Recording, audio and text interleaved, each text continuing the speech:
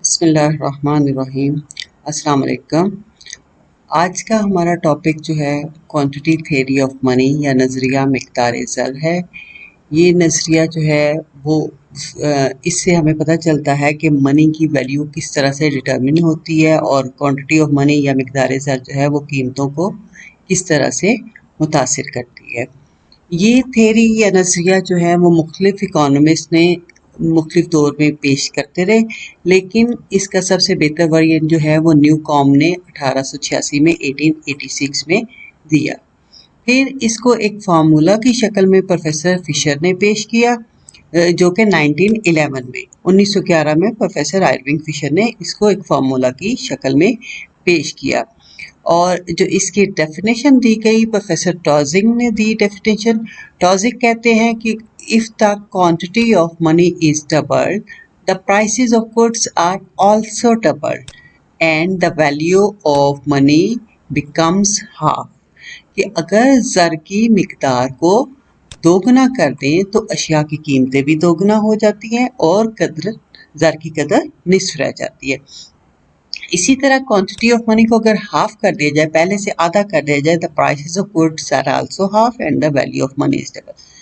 मतलब कि अगर मनी की क्वांटिटी को बढ़ाकर डबल करेंगे तो प्राइसेस भी डबल और value of money half. Value of money और प्राइसेस का ऑपोजिट रिलेशनशिप है, जबकि क्वांटिटी ऑफ मनी और प्राइसेस एक ही डायरेक्शन में चेंज होते हैं। क्वांटिटी ऑफ मनी को डबल किया, प्राइसेस डबल हुई और वैल्यू ऑफ मनी जो है हाफ रह गई। इसी तरह अगर क्वांटिटी ऑफ मनी को हाफ किया, प्राइसेस भी हाफ हो जाएंगी और वैल्यू ऑफ मनी जो है वो डबल हो जाएगी। इसको डायग्राम की शक्ल में अगर पेश करें तो इधर क्वांटिटी ऑफ मनी हमने शो की है, इधर प्राइस लेवल।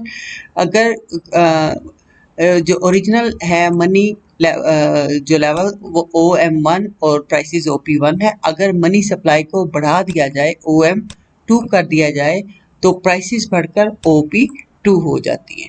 इसी तरह अगर A से हम C की तरफ मूव करें और मनी सप्लाई को कम करके OM3 कर दें तो प्राइसेस भी कम होकर OP3 हो जाती है। तो इसका मतलब है जो जो मनी सप्लाई बढ़ाएंगे प्राइसेस भी बढ़ेंगी और मनी सप्लाई को अगर कम करेंगे तो प्राइसेस भी कम होंगी। ज़र की मिकदार को बढ़ाने से कीमतें बढ़ती हैं और ज़र की मिकदार कम होने से कीमतें कम होती हैं। तो इसको फार्मूला की शक्ल में पेश किया आयरविंग फिशर ने। P is equal to MV/T। M जो है that is our money supply, V velocity of circulation और T फॉर ट्रांजैक्शंस। इसी को अगर ज़्यादा एलाबोरेट करें, मनी को जो है हम लीगल मनी में और क्रेडिट मनी में अगर डिवाइड करते हैं तो हमारा फार्मूला ये बन जाता है P is equal to MV plus M-V-T-। अब P हमारा इसमें प्राइस लेवल है और ये लीगल मनी है, quantity of legal money M है और velocity of circulation. Velocity of circulation जैसे हमने पिछले लेक्चर में देखा था कि मनी का एक यूनिट एक साल के अंदर कितने हाथों में गर्दिश करता है, कितने हाथ चेंज करता है। अगर वो मनी का नोट 10 दफ़ा यूज हुआ है तो वेलोसिटी ऑफ सर्कुलेशन 10 होगी। तो ये लीगल जो मनी इशू हुआ है वो मनी सप्लाई आ जाएगी।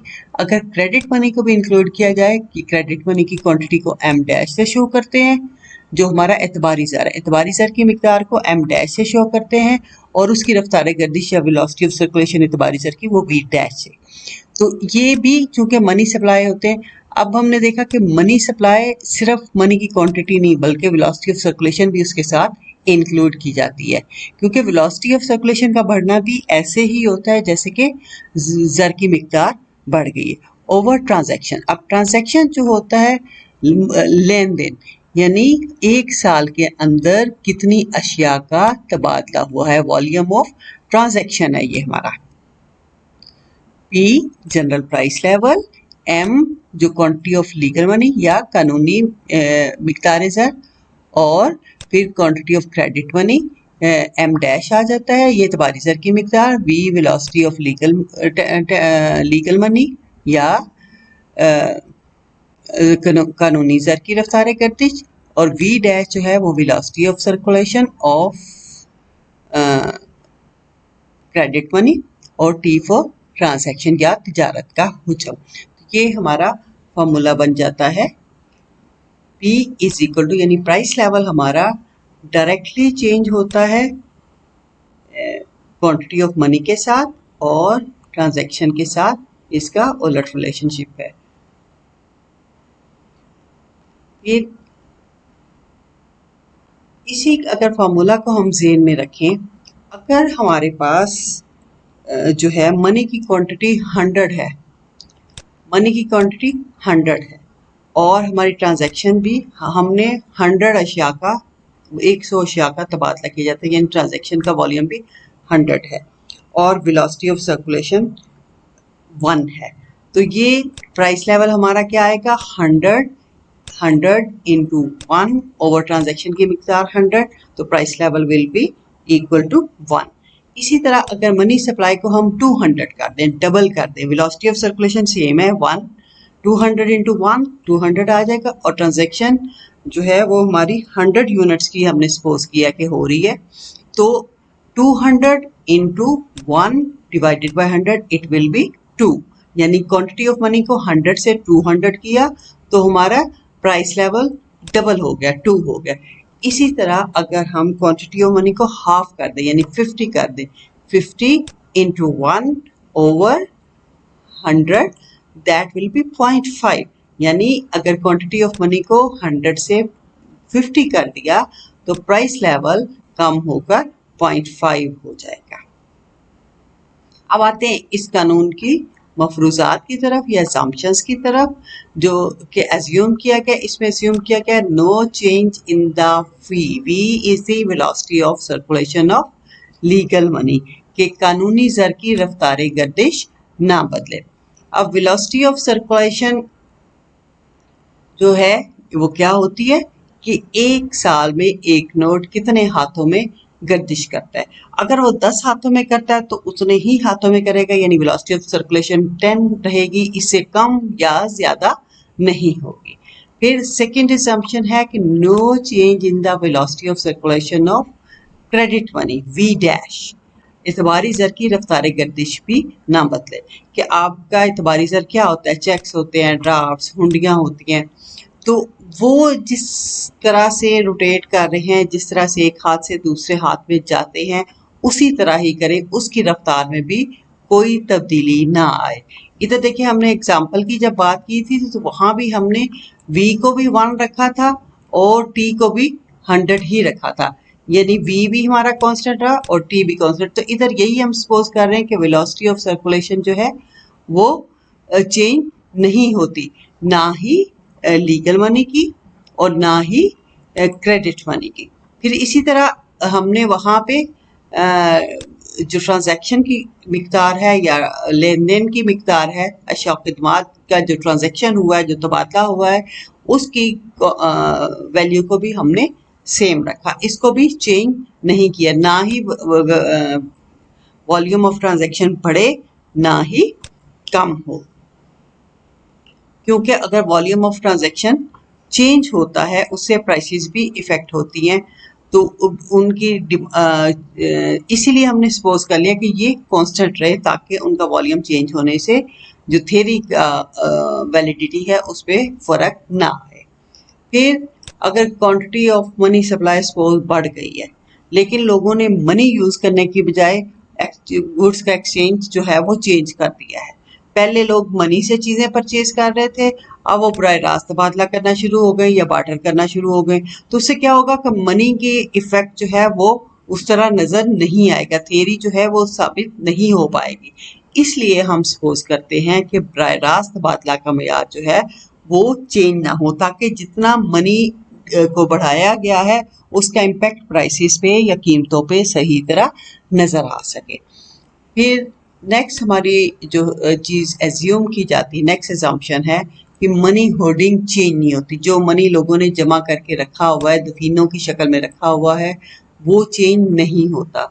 अगर सपोज गवर्नमेंट ने जो है मनी सप्लाई बढ़ा दी है, ज़र की मिकदार बढ़ा दी है, और साथ ही लोग दफीनों की मिकदार भी बढ़ा देते हैं, वो जितनी क्वांटिटी सप्लाई ऑफ मनी जो है वो बड़ी थी वो सारी की सारी दफीनों की शक्ल में या होर्डिंग की शक्ल में चली जाए तो इसका इम्पैक्ट जो है वो प्राइसेस पे नजर नहीं आएगा। वो तो ऐसे जैसे क्वांटिटी ऑफ मनी उतनी की उतनी रही। तो इसलिए सपोज किया जाता है कि क्वांटिटी ऑफ मनी अगर चेंज हुई या उसके साथ होर्डिंग्स चेंज ना हो, दफीनों की मिकदार ना बदले। इसी तरह अगर मनी सप्लाई में कोई चेंज नहीं आया, लोग जो मनी है वो होर्डिंग में ले गए या दफीनों की शक्ल में ले गए, तो वो तो ऐसे एक्ट करेगा जैसे कि मनी सप्लाई कम हो गया। इसलिए नजरिए को सही साबित होने के लिए, क्वांटिटी थ्योरी ऑफ मनी को सही साबित होने के लिए ये भी जरूरी है कि होर्डिंग्स की मिकदार या दफीनों की मिकदार ना बदले। फिर इस थ्योरी को काफ़ी ज़्यादा क्रिटिसाइज़ किया गया, इस पे तनकीद की गई। सबसे पहली जो इस पे तनकीद की गई कि इसके मफरूज़ात जो हैं वो दुरुस्त नहीं है, एजम्पशंस जो हैं इसकी सही नहीं है। और कहता the change in the quantity of goods and services जो है वो हमने कहा नहीं होनी चाहिए। ट्रांजैक्शन की मिकदार नहीं बदलनी चाहिए, लेन देन की मिकदार नहीं बदलनी चाहिए। लेकिन जो गुड्स एंड सर्विसेज हैं वो तो उनकी प्रोडक्शन किस पे डिपेंड कर रही होती है। एग्रीकल्चर कमोडिटीज़ की बात लें तो वो वेदर कंडीशन पे, मुल्क के हालात कैसे हैं, पॉलिटिकल कंडीशंस कैसी हैं उस पे और बहुत सारे और फैक्टर्स पे डिपेंड कर रही होती।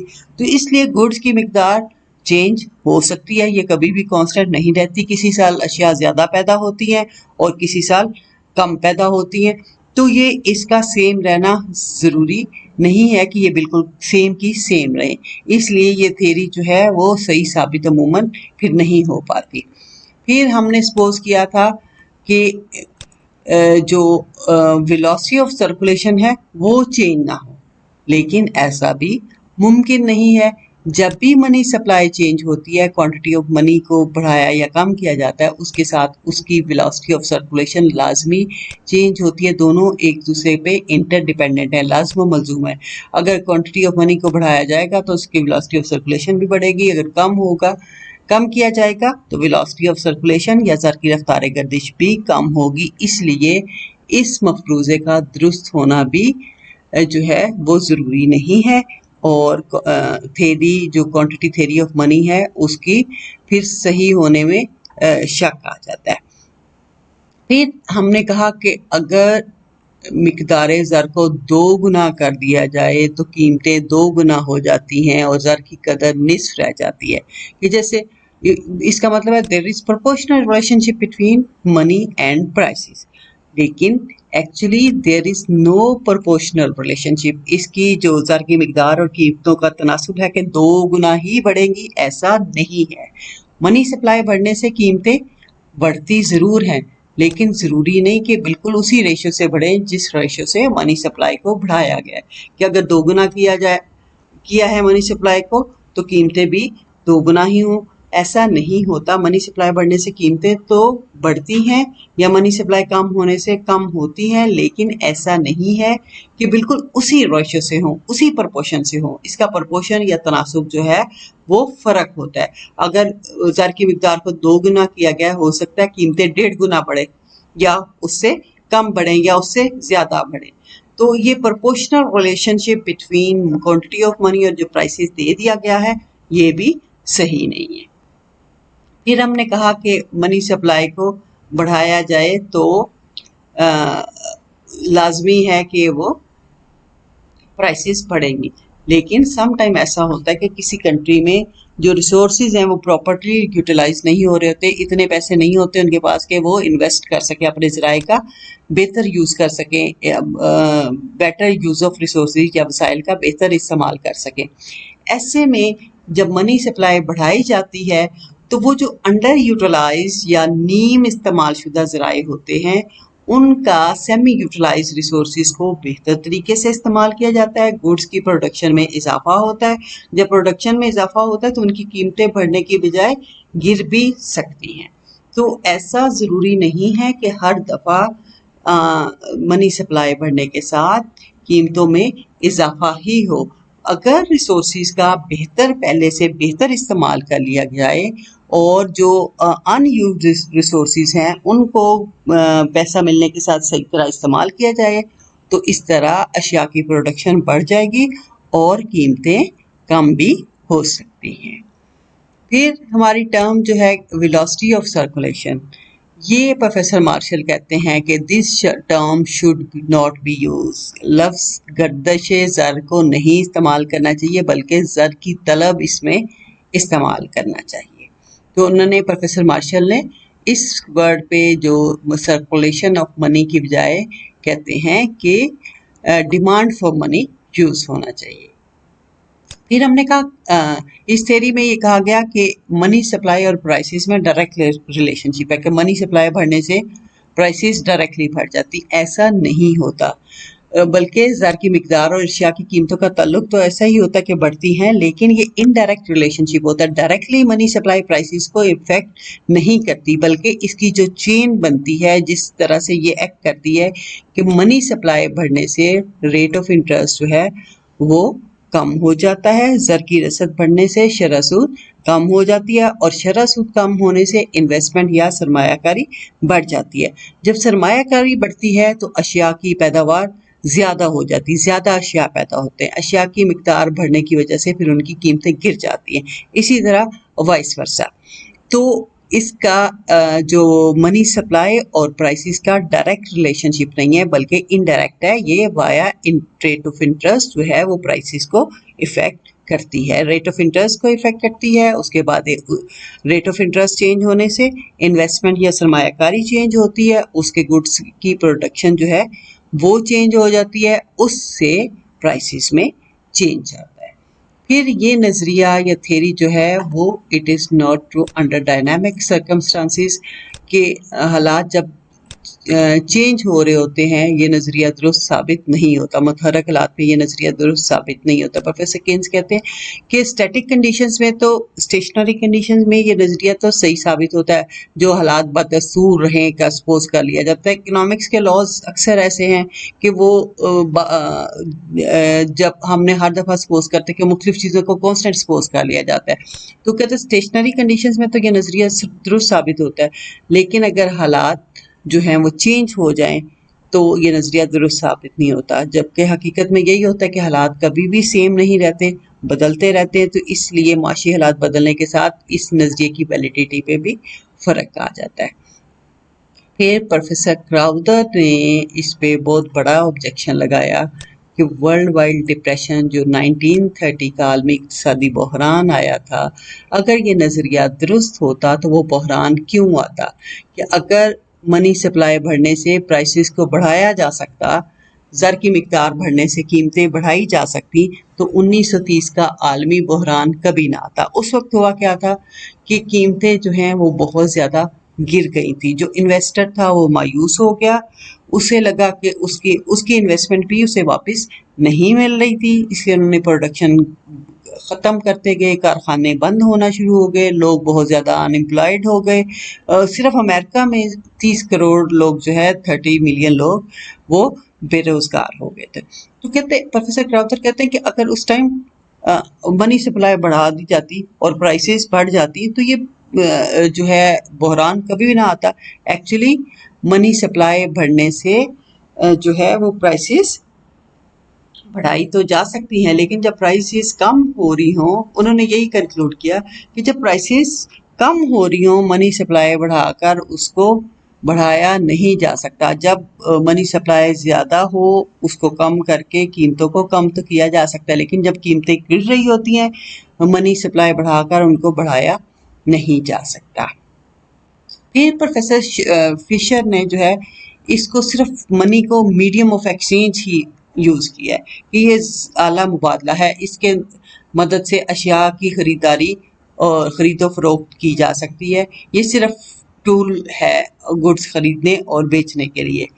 It's just medium of exchange. लेकिन एक्चुअली मनी जो है वो सिर्फ as a medium of exchange नहीं यूज़ होता, बल्कि इसकी और बहुत सारी करेक्टरिस्टिक्स हैं। ये स्टोर ऑफ वैल्यू होता है, स्पेकुलेटिव मोटिव्स के लिए होता है और मुख्तलिफ मकासद के लिए इस्तेमाल होता है। तो इसके बाकी मकासद भी जो हैं वो ज़रूरी हैं। It is not only the medium of exchange. तो इस तरह इतने सारे इतराज़ात के बाद इस थ्योरी की वैलिडिटी जो है वो कम हो गई।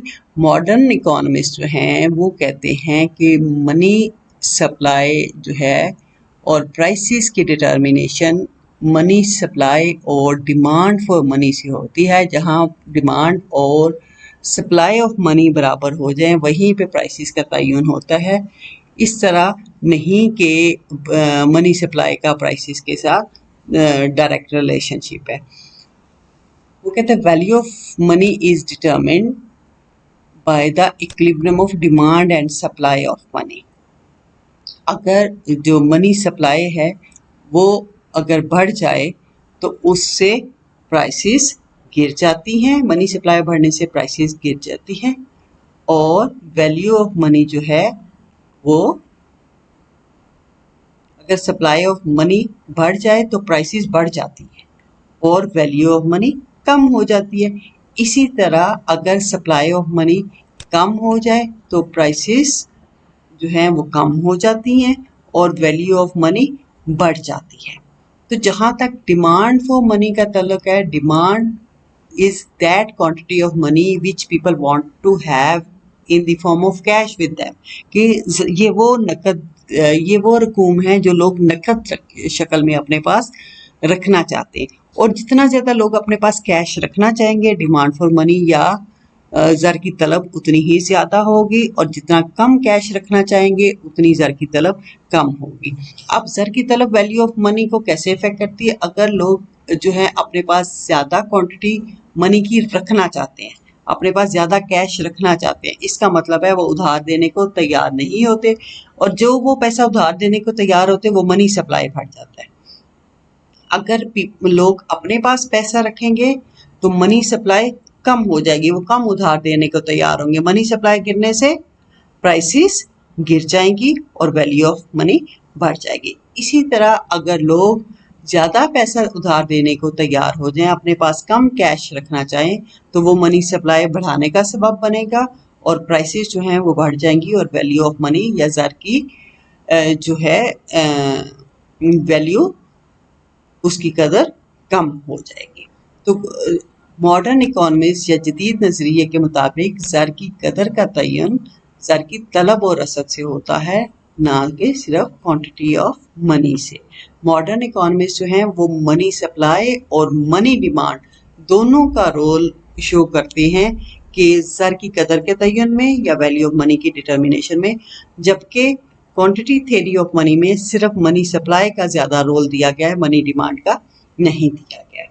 तो गोया मॉडर्न इकोनॉमिस्ट के अकॉर्डिंग जो वैल्यू ऑफ मनी है वो डिटरमिन होती है ज़र की तलब और ज़र की रसद के तवाज़ुन से। पहले हमने रसद का किया कि रसद बढ़ने के साथ ज़र की रसद बढ़ने से कीमतें बढ़ जाती हैं और वैल्यू ऑफ मनी कम हो जाती है। इसी तरह ज़र की रसद कम होने से या सप्लाई कम होने से प्राइसेस जो है गिर जाती हैं और वैल्यू ऑफ मनी बढ़ जाती है। इसी तरह डिमांड फॉर मनी अगर बढ़ जाए, लोग कैश फॉर्म में पैसा अपने पास ज़्यादा रखना चाहें, तो ज़र की तलब बढ़ने से क्या होता है कि लोग कम कर्ज देने को तैयार होते हैं, और जब लोग कम कर्ज देने को तैयार होते हैं तो वो मनी सप्लाई कम हो जाती है और वैल्यू ऑफ मनी बढ़ जाती है। प्राइसेस जो है वो कम हो जाएंगी और वैल्यू ऑफ मनी बढ़ जाएगी। इसी तरह जब लोग नकद रखना पसंद ना करें बल्कि उधार देने के लिए तैयार होते हैं, तो ज़र की तलब कम हो जाएगी और उधर से सप्लाई बढ़ जाएगी। चूँकि लोग उधार देंगे, वो ज़्यादा पैसा मार्केट में होगा, सप्लाई बढ़ जाएगी और उसकी वैल्यू प्राइसेस भी बढ़ जाएंगी और ज़र की कदर या वैल्यू कम हो जाएगी। तो आज हमने क्वांटिटी थ्योरी ऑफ मनी पढ़ा और वैल्यू ऑफ मनी की डिटर्मिनेशन के लिए फिर हमने कंक्लूड किया कि मॉडर्न इकोनॉमिस्ट जो हैं वो कहते हैं कि वैल्यू ऑफ मनी जो है वो डिटर्मिन होती है डिमांड फॉर मनी से, और सप्लाई फॉर ऑफ मनी जहाँ पे बराबर होती है वहाँ पे मनी की वैल्यू डिटर्मिन होती है। तो आज के लिए इतना ही काफ़ी था। Thank you very much. अस्सलाम वालेकुम।